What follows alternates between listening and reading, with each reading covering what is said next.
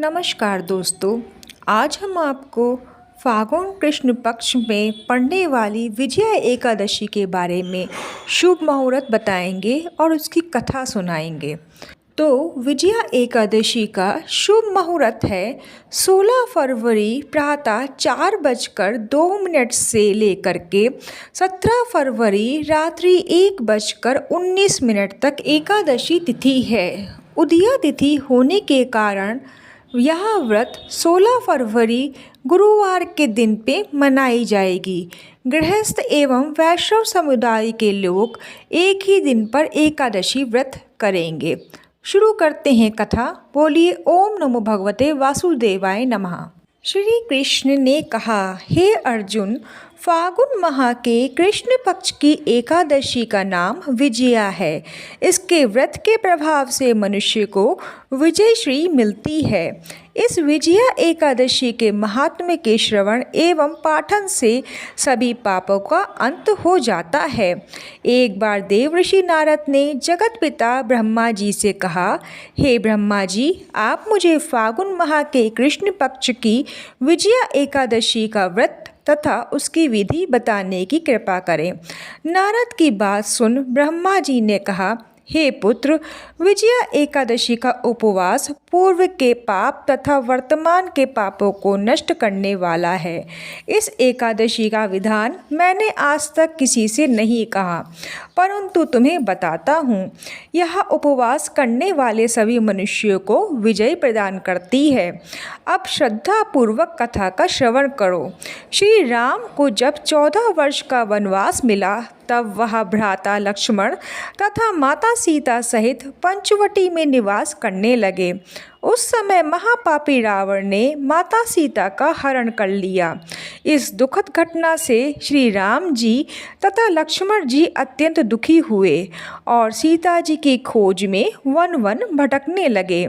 जंगल जंगल घूमते हुए वे मरणसन जटायुओं के पास पहुँचे।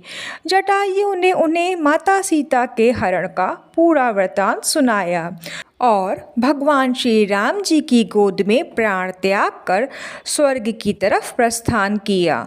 कुछ आगे चलकर श्री राम एवं लक्ष्मण की सुग्रीव जी के साथ मित्रता हो गई और वहां उन्होंने बाली का वध किया।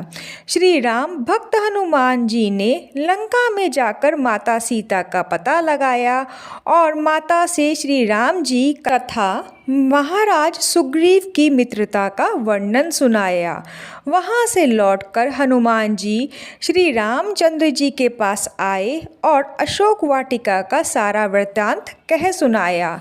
सब हाल जानने के बाद श्री रामचंद्र जी ने सुग्रीव की सहमति से वानरों तथा भालुओं की सेना सहित लंका की तरफ प्रस्थान किया।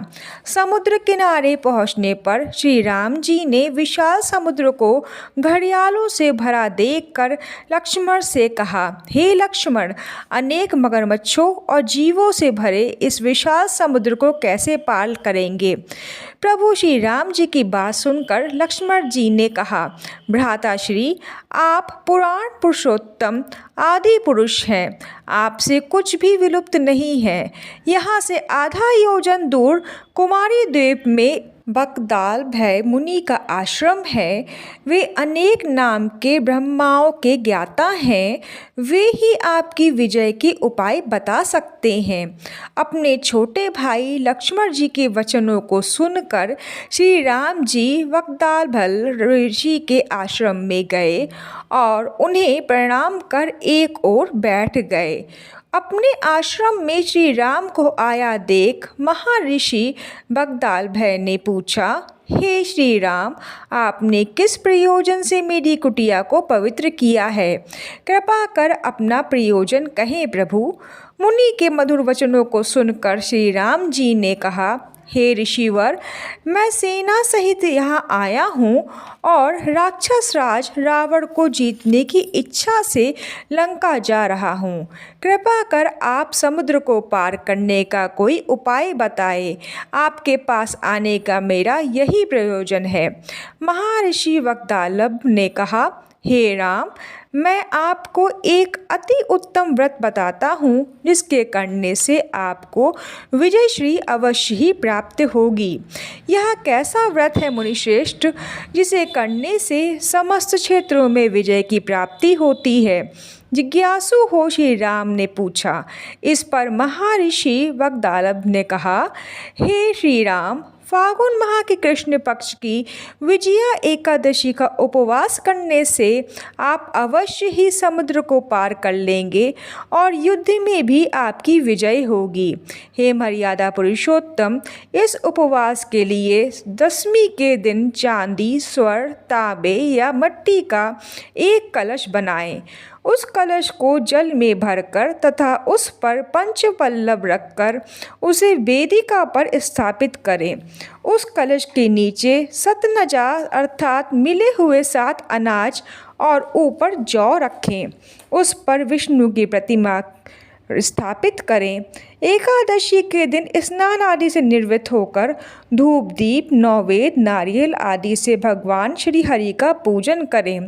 वह सारा दिन भक्तिपूर्वक कलश के सामने व्यतीत करें और रात को भी उसी तरह बैठे रहकर जागरण करें। द्वादशी के दिन नदी या तालाब के किनारे स्नान आदि से निवृत्त होकर उस कलश को ब्राह्मण को दे दें। हे दशरथ नंदन, यदि आप इस व्रत को सेनापतियों के साथ करेंगे तो अवश्य ही विजय श्री आपका वरण करेगी। मुनि के वचन सुन तब श्री रामचंद्र जी ने विधि पूर्वक विजया एकादशी का व्रत किया और इसके प्रभाव से राक्षसों के ऊपर विजय प्राप्त की। हे अर्जुन, जो मनुष्य इस व्रत की विधि विधान के साथ पूरा करेगा उसकी दोनों लोकों में विजय होगी। श्री ब्रह्मा जी ने नारद जी से कहा, जो इस व्रत का महात्म्य श्रवण करता है या पढ़ता है उसे वाजपेयी यज्ञ के फल की प्राप्ति होती है। कथा सार। भगवान विष्णु का किसी भी रूप में पूजन मानव मात्र की समस्त मनोकामनाएं पूरा करता है। श्री राम हालांकि स्वयं विष्णु भगवान के अवतार थे, अपितु अपनी लीलाओं के चलते प्राणियों को सद्मार्ग दिखाने के लिए उन्होंने विष्णु भगवान के निमित्त इस व्रत को किया। विजय की इच्छा रखने वाला इस उपवास को करके अनंत फल का भागी बन सकता है। फिर मिलते हैं अगली वीडियो में, तब तक ओम नमो भगवते वासुदेवाय नमः।